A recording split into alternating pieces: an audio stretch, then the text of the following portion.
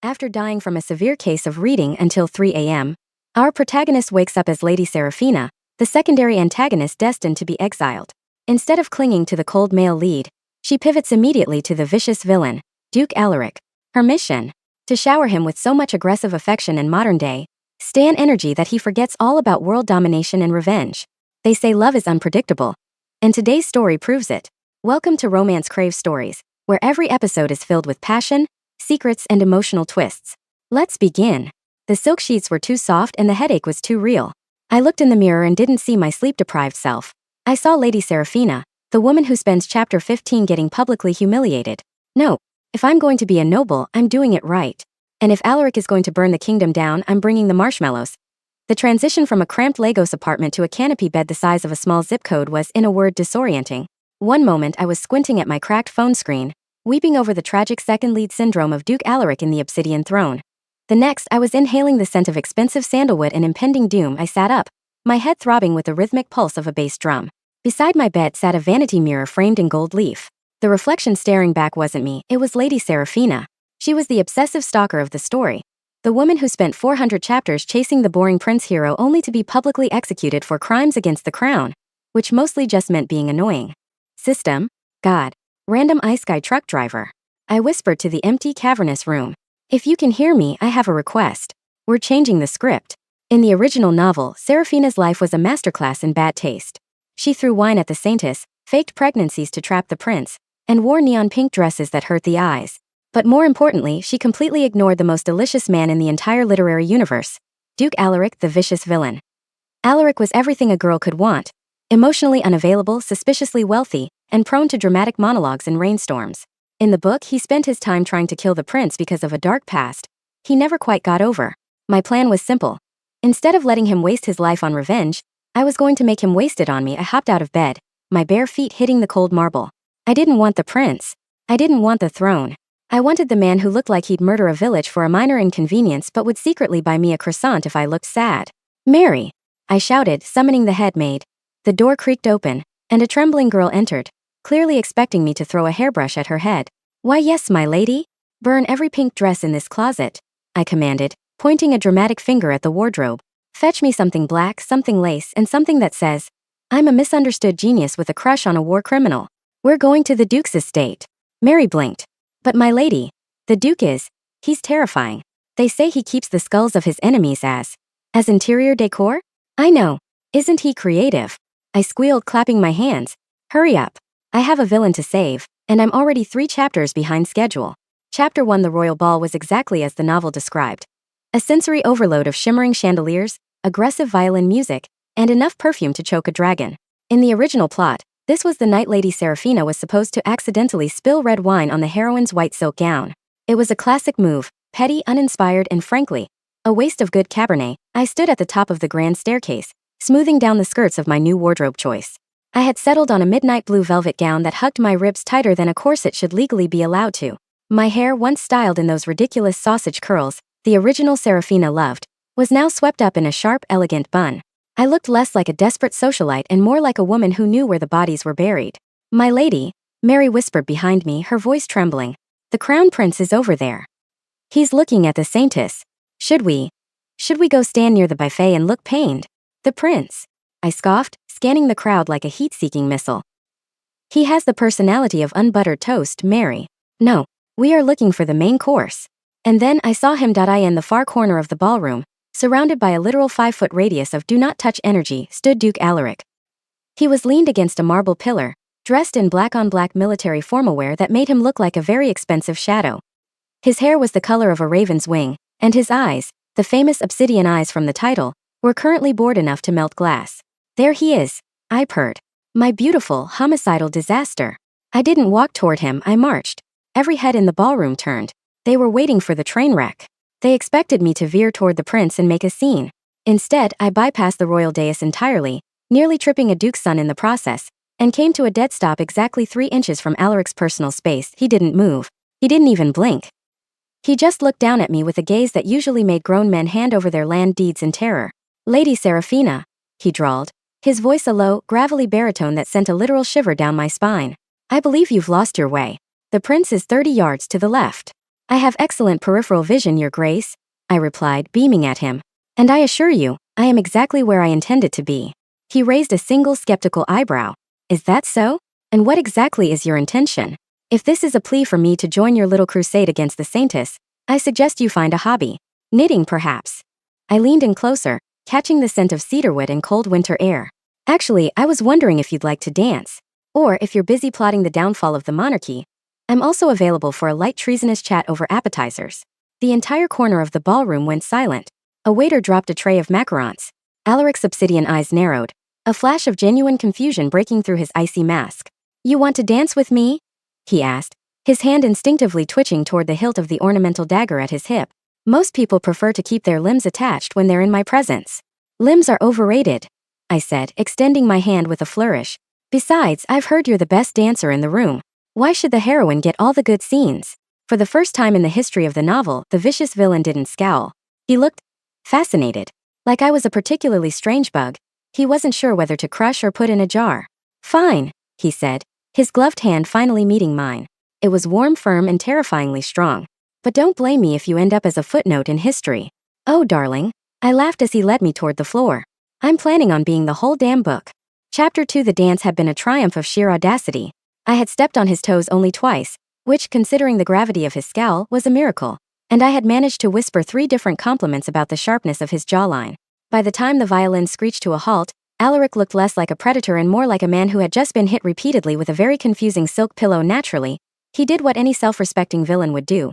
He kidnapped me into a secluded hallway. The stone walls of the palace's west wing were damp and dimly lit. Alaric spun me around, his hand slamming against the masonry inches from my ear. The wall slam trope. In the flesh. I had to physically restrain myself from squealing like a fangirl. Lady Seraphina, he hissed, his face so close I could see the flecks of gold in his obsidian eyes. What is your game? Who sent you? Was it the prince? Is this some pathetic attempt at a honey trap? I looked at the hand pin next to my head, then back at him. A honey trap? Your Grace, have you looked in a mirror lately? You're the honey. I'm just the very hungry bear. He froze. The sheer bluntness of my thirst seemed to short-circuit his brain. He reached into his coat, and in a flash of silver, a small wickedly sharp dagger was pressed gently, but firmly, against the hollow of my throat. I could kill you right here, he whispered, his voice dropping to a dangerous velvety register. No one would find you until the morning. I am a man of blood and shadows, Seraphina. I don't play courtship with spoiled earls' daughters. I didn't flinch. Instead, I leaned into the blade just enough to feel the cold steel. First of all, I said, my voice steady, this dagger is exquisite. Is that Valyrian steel or just a very high-end local forge? The balance looks incredible. Alaric blinked. The hand holding the knife trembled, not from fear, but from genuine grade bewilderment. It's Damascus folded iron, he stammered, his villainous persona slipping. Wait, why are you critiquing my weaponry? I am threatening your life. And you're doing a great job. Top-tier brooding. A +4 atmosphere, I chirped, reaching up to delicately adjust his cravat, which had gone slightly askew during our dance. But let's be real, Alaric. If you wanted me dead, I'd be a corpse in the ballroom. You're curious. You've spent your whole life being feared. And here I am, asking about your skincare routine. I do not have skincare routine, he growled, though he did lower the knife about an inch. Well, you should. The stress of plotting a coup is going to give you forehead wrinkles by chapter 20, and I won't have my future husband looking haggard, I said, patting his cheek. He recoiled as if I'd burned him. Future what? Husband? Or partner in crime? I'm flexible on the title, but the end goal remains the same. I stepped out from between him and the wall, smoothing my dress. Now put that toothpick away. You have a reputation to uphold, and I have a care package to prepare for you. Good night, Alaric. Try to dream of something other than regicide. I turned and sauntered down the hallway, humming a pop song that wouldn't be written for another 300 years.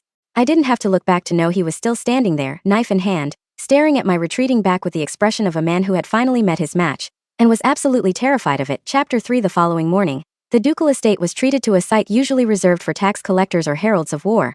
A very cheerful courier carrying a box wrapped in suspicious glittery lavender paper.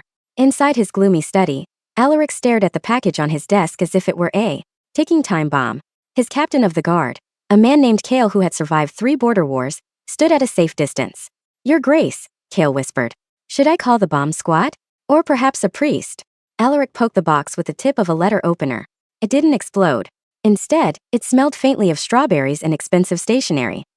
He sighed, a sound of profound soul weariness, and tore off the paper. Inside was a collection of items that defied all logic of political warfare. There was a heavy black iron spiked mace, beautifully weighted and polished to a mirror shine. Beside it lay a cloak of the finest midnight silk, lined with fur that felt like a cloud. And tucked into the corner was a small, ornate jar labeled Hojicha cold foam body butter. What is Hojicha? Alaric muttered, picking up the jar with 2 fingers. I believe it's a roasted tea, sir, Kale offered, peering over his shoulder. The note, your grace. There's a note. Alaric opened the cream-colored envelope. The handwriting was loopy, aggressive, and topped with a hand-drawn heart that looked suspiciously like a strawberry. Dearest Alaric, I noticed your current mace looked a bit dented during the palace skirmish. Highly unprofessional for a man of your standing. Here's an upgrade. Use it on anyone who looks at you funny. Except me. Also, the cloak is for your dramatic rooftop broodings. It's water-resistant because pneumonia is not an aesthetic. Wear the body butter after a long day of villainy. It smells like cozy rainy vibes and burnt sugar. You're welcome. P.S. Stop planning the coup for Tuesday. It's going to rain and your hair will frizz. Try Thursday. Your future headache, Serafina. Alaric dropped the note. He looked at the lethal mace. He looked at the strawberry dream aesthetic of the packaging. He felt a vein in his temple begin to throb in a way that signaled a very long week. She knows about the Tuesday coup, Alaric whispered, his voice trembling, not with rage but with pure, unadulterated confusion. How does she know about Tuesday? My inner circle doesn't even know about Tuesday. She's a tactical genius, sir, Kale said, suppressing a grin. Or she's insane. Possibly both. Shall I return the gifts? Alaric looked at the cloak. It was significantly nicer than his current one. He looked at the mace, which felt perfect in his hand. Then he looked at the body butter. No, Alaric snapped, pulling the box toward him. We keep them. Knowledge is power, and clearly, this woman is a font of terrifying sugar-coated information. Also, he paused, sniffing the air. The tea scent is actually quite grounding. High in her own manner, Serafina sat by a window, sipping a latte and watching the clouds. She didn't need a crystal ball to know that somewhere in the city, the most dangerous man in the kingdom was currently smelling like a toasted dessert. Phase 1 was complete. The villain wasn't just being pursued. He was being pampered into submission. Chapter 4. The Royal Council Chamber was a place of somber deliberation, stone-faced lords, and the heavy scent of old parchment. Today's agenda was the unnecessarily high salt tax, a bill the Crown Prince was pushing to fund his new fountain project. Alaric, as the leader of the opposition, was prepared to stand and deliver a scathing, terrifying monologue that would make the prince cry instead. He was interrupted by the door swinging open with a bang. In walked Serafina, followed by 2 footmen carrying a large, wooden frame draped in a white sheet. She wasn't supposed to be there. Women were discouraged from council meetings, a rule she treated with the same respect one gives a keep-off-the-grass sign in a hurricane. Gentlemen. And Alaric, she chirped, winking at the Duke, who looked like he wanted to dissolve into the floorboards. I noticed your meetings are incredibly boring. No visuals, no engagement. No wonder the economy is tanking. Lady Serafina, the prince sputtered. You cannot be here. We are discussing state secrets. Oh, hush, Toastface, she said, waving a hand. I'm here as a consultant. She whipped the sheet off the frame. It wasn't a painting. It was a series of hand-drawn slides on giant parchment.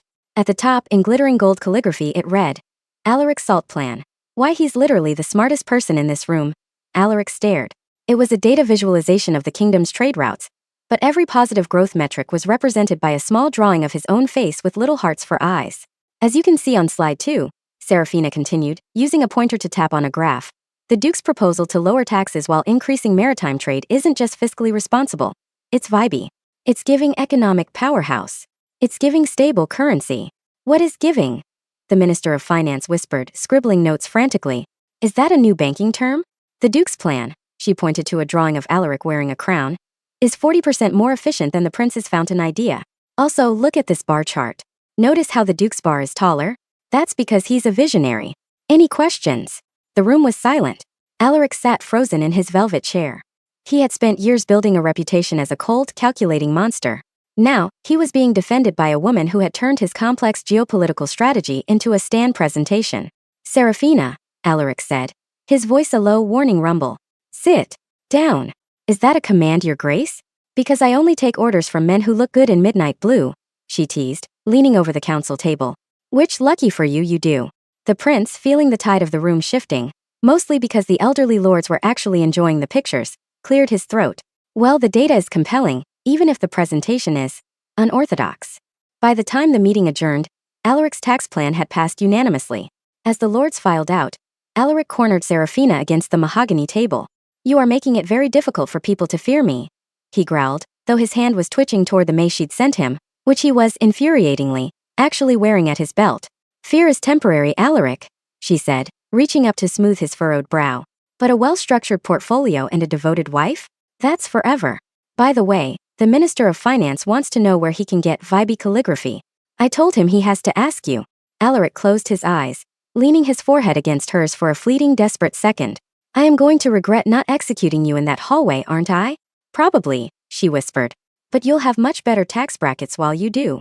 Chapter 5. Crown Prince Julian, the male lead of this world, was a man of simple pleasures. Golden hair, a sparkling smile, and the unwavering belief that he was the protagonist of everyone else's life. In the original book, this was the week he was supposed to graciously reject Seraphina, leading to her villainous spiral. Instead, Julian found himself wandering the palace gardens, looking for the woman who had spent the last 3 years haunting his footsteps. He finally spotted her near the rose bushes, but she wasn't crying over his latest portrait. She was squinting at a pocket watch and muttering about optics. Seraphina, Julian called out, striking a pose that highlighted his heroic profile. I have heard the rumors. I know you are only pretending to associate with Duke Alaric to make me jealous. It is a dangerous game, but I forgive you. I looked up from my watch, blinking slowly. Oh hey Julian. You're blocking the sun. I'm trying to time the Duke's exit from the training grounds. He does this thing where he wipes sweat off his forehead with his forearm, and honestly, it's the only reason I wake up in the morning. Julian's smile faltered. The Duke? That creature of darkness? Seraphina, he is a villain. He plots in the shadows. He probably doesn't even have a favorite color other than blood. Actually, it's forest green, I corrected, checking my watch again. And he's not plotting. He's strategizing. There's a difference. One is a crime, the other is a career choice. Now, can you move 3 steps to the left? You're ruining the aesthetic.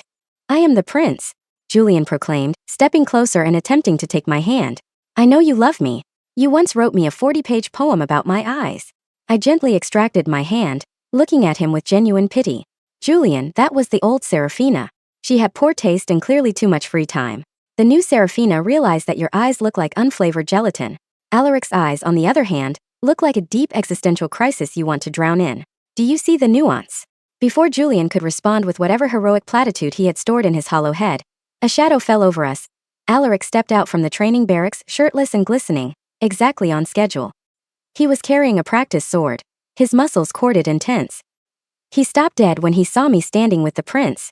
His obsidian eyes flared with a sudden, violent possessiveness that made my heart do a backflip. Is he bothering you, Seraphina? Alaric's voice was a low, dangerous thrum. He didn't look at me.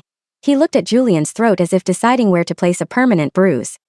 He was just leaving, I said, stepping toward Alaric and handing him a cold silk towel I'd been keeping in a cooler. He was explaining how much he admires your economic policies.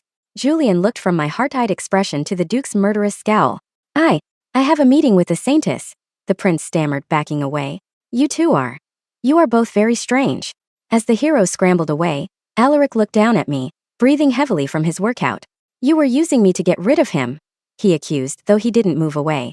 Actually, I was using him as a prop to make you look more rugged, I whispered, reaching out to pat the towel against his chest. It worked. October 10th. No notes. Alaric let out a huff that was almost a laugh, the first one I'd heard. You are a terrifying woman, Seraphina. I'm just a girl with a plan, Alaric. Now put a shirt on before I pass out. We have a picnic to prepare for. Chapter 6. I had officially blackmailed the most dangerous man in the realm into a picnic. My leverage? I had told him that if he didn't show up at the cliffside overlooking the Black Sea, I would personally choreograph a musical number about his secret love for high-quality body butter and perform it in front of the Imperial Guard. Alaric arrived 10 minutes early, looking like he was walking toward his own execution.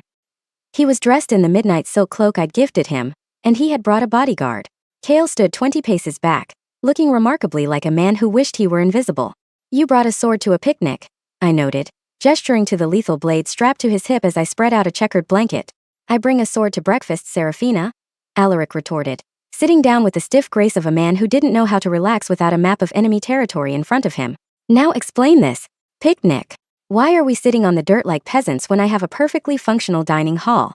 Because the dining hall doesn't have soft girl lighting, I explained, pulling a bottle of chilled sparkling cider and a tray of artisanal cheeses from my basket. And because I wanted to show you this. I handed him a leather-bound folder. He opened it, expecting a list of demands or a confession of love. Instead, he found a neatly organized dossier on every corrupt noble currently skimming money from his northern territories. I spent the morning cross-referencing your ledgers with the local market prices, I said, popping a grape into my mouth. Lord Holloway is stealing about 15% of your grain revenue. I've highlighted the discrepancies in pink. Alaric stopped reaching for a piece of brie. He stared at the folder, his eyes darting across my meticulous notes. You did my forensic accounting? While I was training. It's my love language, I shrugged. Some girls give flowers, I give evidence of embezzlement. Now eat your sandwich. It's turkey and cranberry. Very autumnal. For the next 30 minutes, we sat in a silence that wasn't entirely uncomfortable. Alaric ate the sandwich with suspicious gusto, I might add, while leafing through my burn book of his political enemies. The wind caught his hair, and for a moment, the vicious villain just looked like a very tired, very handsome man who desperately needed a vacation. Why me? He asked suddenly, his voice quiet. He wasn't looking at the folder anymore. He was looking at me, his obsidian eyes searching for the catch. You could have had the prince. You could have lived a life of boring golden safety. Why choose the man who is destined to burn? I leaned back on my elbows looking up at the sky. Because the prince is a side quest, Alaric. You're the main story. And besides, I turned my head to wink at him. Someone has to make sure you don't burn the wrong people. You're a visionary, you just need better PR. He reached out, his gloved fingers hovering near my jaw before he pulled back, as if afraid of what might happen if he actually touched me. You're insane, he breathed, but there was a softness to the word that hadn't been there before. I prefer highly motivated, I corrected. Now hand me that cracker. We have a 3-year plan for your image rehabilitation to discuss. Chapter 7. The picnic was going splendidly right up until the point where the bushes started rustling in a way that didn't scream gentle breeze, and screamed professional murder. I was halfway through explaining the benefits of a 3-day work week for his serfs when Alaric's posture shifted. In a heartbeat, he went from confused picnic guest to apex predator. He didn't even look up from his turkey sandwich as he reached out, grabbed a silver dinner fork and flicked his wrist. There was a muffled thwack, and a masked man tumbled out of a nearby oak tree, a fork embedded deeply in his shoulder. Honestly, Alaric sighed, finally standing up and drawing the Damascus blade I'd admired earlier. The Guild of Shadows has really lowered its hiring standards. A fork, Kale? Really? Kale, who had already engaged 2 other assassins near the perimeter, shouted back. To be fair, Your Grace, you have excellent aim. 4 more assassins stepped onto the clearing, their blades coated in a suspicious green shimmer. Poison. Typical Chapter 7 trope. I didn't panic. I moved the brie tray to a safer, less blood splatter-prone location and pulled out a notebook. Alaric, watch the velvet cloak. I yelled as he parried a lethal strike from a man twice his size. That silk is dry clean only. If you get blood on the lining, I'm making you wear the neon pink one from my old wardrobe. The Duke froze for a microsecond, the sheer horror of the threat giving him a burst of adrenaline. He spun, his blade a blur of silver light, and disarmed 2 attackers with a move so fluid it should have been illegal. I am fighting for my life, Seraphina, he roared, ducking under a swinging mace. And you're doing it with such poise. I shouted back, scribbling furiously. Your footwork is an 8.5, but you're leaning too far into your left hip. Correct your center of gravity. Yes, just like that. October 10th. Absolute cinema. One of the assassins, clearly offended by being treated as a background extra in a sports commentary, lunged toward me. Shut up, girl.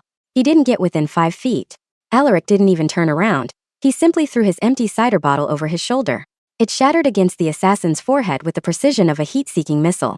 The man crumpled into a heap of black spandex and bad intentions within minutes. The clearing was littered with groaning men. Alaric stood in the center, his chest heaving, his eyes glowing with that terrifying, beautiful obsidian fire. He looked at me, then at the notebook in my hand. Were you taking notes on my form? He asked, wiping his blade on a fallen assassin's tunic, thankfully not the cloak. I'm planning a training manual for your elite guard, I said, standing up and dusting off my skirt. We'll call it the vicious method. We can sell it to the neighboring baronies for a fortune. Also, you missed a guy in the bushes. Alaric turned just as a final desperate assassin lunged. Before he could move, I swung my heavy, picnic basket-sized handbag. The hojicha body butter jar inside acted like a lead weight. Crunch. The assassin hit the dirt out cold. Alaric stared at the fallen man, then at my handbag, then at me. Is there anything in that bag that isn't a weaponized cosmetic? Just my lip gloss and a map of your secret tunnels, I said, offering him a fresh napkin. Now let's pack up. This location has been compromised by poor taste. Chapter 8. By the following Tuesday, the capital was buzzing with a fervor usually reserved for royal scandals or public executions. The Seraphina transformation had reached its peak. The tea houses were overflowing with noble women whispering behind lace fans about the Midnight Duchess and her strange influence over the kingdom's most feared man. They say she's a dark sorceress, Mary reported, her eyes wide as she brushed my hair. They say you've trapped the Duke's soul in a jar of roasted tea cream, and that's why he hasn't executed anyone in a fortnight. A soul in a jar? How poetic, I mused, applying a sharp wing of eyeliner. If only it were that easy. It's actually just consistent positive reinforcement, and a very strict adherence to aesthetic standards. The rumors weren't just idle gossip. They were a strategic weapon. I had spent the week leaking specific details to the most talkative gossips in the city. I didn't want them to think I was a victim or a desperate suitor. I wanted them to think I was the architect. I walked into the most popular cafe in the merchant district, dressed in a gown of charcoal lace that looked like it was spun from smoke. I sat by the window, ordered a strawberry dream tea, and pulled out a stack of Alaric's boring military reports, which I began to edit with a bright red quill. Is it true? A voice hissed from the next table. It was Lady Beatrice, a woman whose hobby was making people cry. Are you truly associating with that monster? My father says he's planning to seize the northern ports by force. I didn't look up. I just made a large X over a paragraph and wrote too aggressive. Try a trade embargo and a sassy letter in the margin. Alaric isn't a monster, Beatrice, I said loudly enough for the entire room to hear. He's just a man who understands that peace is best achieved through superior firepower and excellent tailoring. As for the ports, he's actually planning to turn them into tax-free zones for luxury imports. He's quite the romantic once you get past the threats of decapitation. The room gasped. Romantic? Beatrice sneered. The man hasn't smiled since the Great War. Right on cue, the bell above the door chimed. Alaric entered, looking like a storm cloud in human form. He was wearing the midnight silk cloak, and to the shock of everyone present, he was holding a small, delicate box of macarons that he marched straight to my table, ignoring the terrified patrons who were practically diving under their chairs. He slammed the box down. Serafina, he growled. You left these in my carriage. And Kale won't stop eating the pistachio ones. Take them. I looked at the box, then up at his brooding face. I reached out and took his hand, the same hand that had broken 3 ribs during the assassin attack. I gave it a gentle squeeze. You came all this way just to bring me snacks? You're such a softy, Alaric. The collective gasp from the cafe was so loud it sounded like a physical gust of wind. Alaric's face turned a shade of red that clashed horribly with his cloak, but he didn't pull his hand away. I am not a softy, he hissed, leaning down so only I could hear him. You are ruining my brand, woman. People are starting to ask me for advice instead of begging for their lives. It's called rebranding, darling. I whispered back, popping a macaron into my mouth. And by the look on Beatrice's face, you just became the most eligible bachelor in the empire. Stay for tea. Alaric looked at the room full of staring nobles, then back at me. With a heavy sigh of defeat, he pulled out a chair and sat down. The vicious villain was officially having a public tea date. The rumor mill didn't just turn. It exploded. Chapter 9. Alaric was having what modern therapists would call an identity crisis. But since this was a novel, he just spent a lot of time staring gloomily at his own reflection in a sharpened broadsword that he sat in his dark study, the only light coming from a single candle and the faint, glowing embers in the hearth. Normally, this was the hour he spent plotting the systemic dismantling of the royal family. He should have been looking at troop movements. He should have been sharpening his daggers instead. He was looking at a small, knitted coaster Serafina had left on his desk so his blood-red wine wouldn't leave rings on the mahogany. Kale, Alaric said. His voice echoing in the rafters, Kale appeared from the shadows, looking unusually well-rested. Yes, Your Grace? Are we finally storming the palace? I've sharpened the pikes. No, Alaric said, his brow furrowed. I was thinking about the saintess. The heroine. What was her name again? Clara. Celeste. It's Clara, sir. You've been trying to kidnap her for 3 volumes. 3 years. Right. Clara. Alaric leaned back, the leather of his chair creaking. Kale, I realized today that I haven't thought about kidnapping her in weeks. In fact, when I saw her at the garden party yesterday, my only thought was that her yellow dress was an eyesore and that Serafina's charcoal lace was much more visionary. Kale suppressed a smile. It's a common symptom, sir. It's called being in love. Or possibly being successfully managed. I am a monster. Alaric stood up abruptly, pacing the room. I am the Obsidian Duke. I am supposed to be fueled by vengeance and the bitter taste of betrayal. But every time I try to feel bitter, she shows up with a strawberry dream tart and tells me my brooding face is peak content. What does that even mean, Kale? What is content? I believe it means you are pleasing to look at, sir. I don't want to be pleasing. Alaric slammed his fist on the table, narrowly missing the knitted coaster. I want to be terrifying. But yesterday the baker's son didn't run away when I walked by. He asked me if the Duchess-to-be liked the sourdough. He called her the Duchess-to-be, Kale. And what did you do, sir? Alaric went quiet. He looked down at his boots. I bought 3 loaves. And I told him she prefers the crusts toasted. The silence in the room was deafening. Alaric looked at his hands, the same hands that were supposed to hold the fate of the kingdom, and realized they were currently smelling faintly of hojicha and warm bread, that he wasn't losing his power. He was losing his motivation to be miserable. And for a villain, that was the most dangerous thing of all. He realized with a jolt of pure, unadulterated panic that if Serafina told him to stop the coup and open a cat cafe instead, he would probably spend the rest of the night looking for the best deals on scratching posts. "She's a witch," Alaric whispered, though there was no heat in it. "A beautiful, chaotic, tea-drinking witch. And I am utterly, hopelessly doomed." Chapter 10. The atmosphere in the Duke's library was thick with the scent of old paper, and the kind of tension that usually precedes a declaration of war. Alaric was pacing again. He had been pacing for 40 minutes, ever since he received word that the Crown Prince was planning to protect Serafina by sending her to a convent for her own safety. Read, to get her away from Alaric's influence.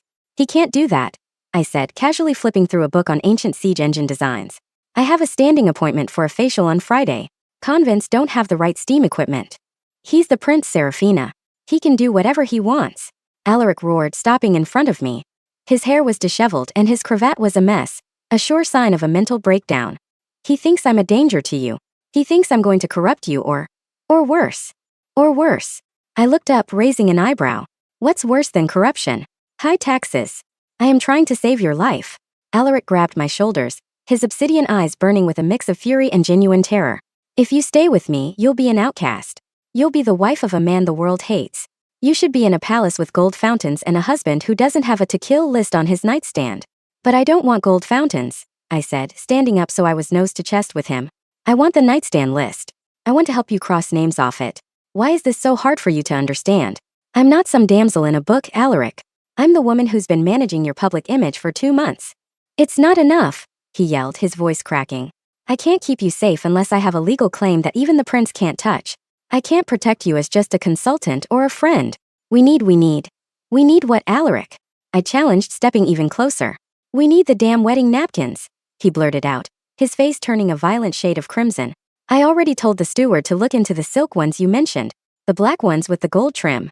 Because if we don't get married, I'm going to have to burn this entire city to the ground just to keep you from being sent to a nunnery, and I really don't have the time for a full-scale siege this week."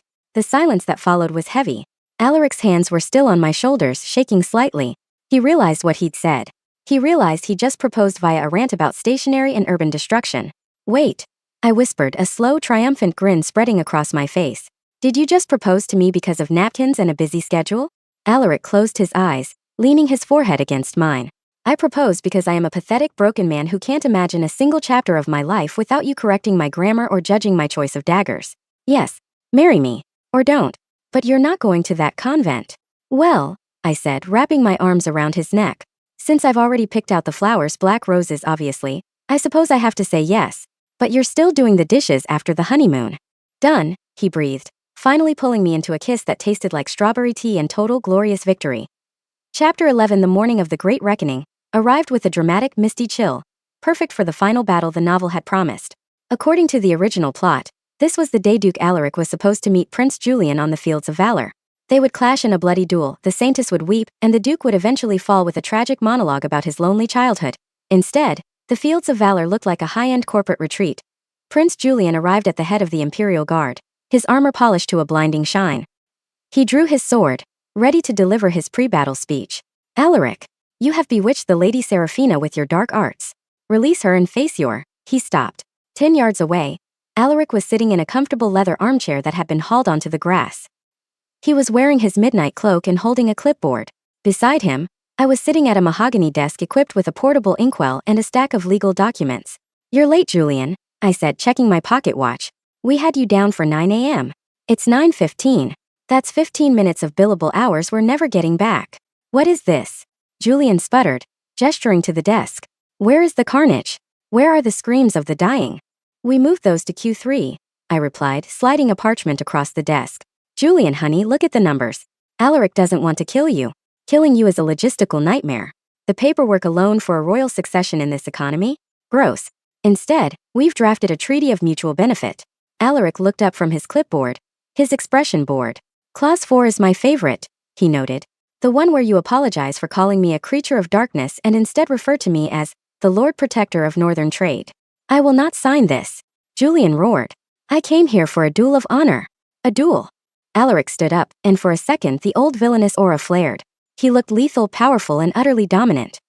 He walked toward Julian, but instead of drawing his sword, he pulled out a fountain pen. Julian, if we fight, I win. We both know this. But if I win by the sword, the people revolt, the borders collapse, and I have to spend my honeymoon managing a famine. It's inefficient. I stepped up beside Alaric, looping my arm through his. On the other hand, if you sign this, you get to keep the Saintess, you get credit for reforming the Duke, and we get the northern trade routes and tax-exempt status for our wedding gifts. Everybody wins. It's called a win-win, Julian. It's very trendy. The prince looked at the pen. He looked at the Saintess, who was watching from the sidelines and looked honestly relieved she didn't have to see any blood. He looked at Alaric, who looked like a man who had better places to be, specifically, a cake tasting at 11 a.m. So, Julian whispered. No fighting. No fighting, Alaric confirmed. Just trade agreements and a very expensive gala. With a shaky hand, the hero of the realm signed the treaty. The final showdown ended not with a bang, but with the scratching of a nib and the sound of me stamping the document with a wax seal that featured a tiny stylized strawberry. See? I patted Alaric's arm. Much better than a duel. Now hurry up. We have to meet the florist, and I told her if the lilies aren't the exact shade of vengeance black, I'm sending you to talk to her. Alaric shuddered. I'd rather fight the prince again. Chapter 12. The royal cathedral was packed with people who weren't sure whether they were attending a wedding or a peaceful surrender. The decor was a masterpiece of villain core. Black velvet drapes, thousands of white candles, and roses so dark red they looked like drops of wine against the stone. I stood at the back of the aisle, checking my reflection. No pink. No sausage curls. I was wearing a gown of structured silver brocade with a cape that trailed behind me like a storm cloud. I looked like a queen who had just successfully executed a hostile takeover, which technically I had. Ready, my lady? Mary asked, her hands shaking as she adjusted my veil. Mary, I've survived assassins, tax audits, and a picnic with a man who carries a mace. I've got this, I said, winking as the heavy doors groaned open. The music didn't start with the usual chirpy wedding march. Instead, the organist, under my strict instruction, played something deep, dramatic, and slightly intimidating. Alaric stood at the altar. He was dressed in a tailored black suit with silver embroidery that matched my gown. He looked terrifyingly handsome. As I walked toward him, I saw his eyes track me with a focus so intense it made the breath catch in my throat. He wasn't looking at the Saintess. He wasn't looking at the prince. He was looking at the woman who had ruined his life in the best possible way. I reached the altar, and he took my hands. His palms were slightly damp. The vicious villain was nervous. My heart melted into a puddle of hojicha cold foam. The high priest cleared his throat, looking nervously at Alaric's dagger. Do you, Duke Alaric, take Lady Seraphina to be your wife? To hold and to protect, in shadow and in light. Alaric didn't look at the priest. He looked directly at me. I do, he said, his voice a low, steady rumble. And I vow that anyone who dares to interrupt her naps, criticize her aesthetic, or threaten her safety will answer to me. I vow to listen to her vibes, and to consult her on all future coup attempts. A ripple of nervous laughter went through the crowd. I squeezed his hands. And do you, Lady Seraphina, take Duke Alaric to be your husband? I do, I said loud and clear. I vow to keep your skin hydrated, your ledgers balanced, and your reputation appropriately feared. I promise to be the brains to your brawn, and to never let you wear neon pink, even if it becomes a trend. You may seal the covenant, the priest whispered. Alaric didn't wait. He pulled me in, his hand cupping my jaw with a tenderness that contradicted every rumor ever written about him. The kiss was long, cinematic, and earned us a standing ovation from everyone, except maybe the prince, who still looked confused about how he'd lost his primary antagonist to a woman with a planard. As we walked back down the aisle, Alaric leaned down to my ear. So, Duchess, what's the first order of business? The reception, I whispered back. And then we start planning the sequel. I think the neighboring kingdom needs a bit of a rebrand. Don't you? Alaric grinned. A real genuine dangerous grin. Lead the way, Seraphina. Epilogue. Domestic Dark Lords. 5 years later, the Obsidian Territory was the most prosperous and terrifyingly stylish region in the Empire. Alaric was still the vicious duke, but his viciousness was now channeled into high-stakes trade negotiations and protecting his wife's honor at social functions. He still brooded on the balcony, but now he did it while wearing the water-resistant silk cloak and holding a toddler who had his obsidian eyes and my chaotic energy. The original story was long gone. The hero and heroine were living a boring, peaceful life in the capital, occasionally sending letters to ask for management advice. As for me, I was currently sitting in our sun-drenched library, looking over the blueprints for a new soft aesthetic spa wing for the castle. I had transmigrated into a tragedy and turned it into a romantic comedy with a high profit margin. I felt a pair of strong arms wrap around my waist, and a chin rest on my shoulder. The toddlers are finally asleep, Alaric murmured, his voice sounding more like a purr than a growl. Kale is watching them. He says they tried to rebrand his sword with glitter glue. I laughed, leaning back into him. They're visionaries, Alaric. just like their mother. Indeed, he said, kissing my temple. Now put the blueprints away. It's a rainy evening, the fire is lit, and I believe you mentioned something about chill vibes. I did, I smiled, closing my planner. I did indeed. And they lived wickedly, stylishly, and very humorously ever after. And that's where this love story ends for now. If you enjoyed this episode, don't forget to like, subscribe, and turn on notifications for more romantic twists. Tell me in the comments, what would you have done? Until the next story, keep craving romance.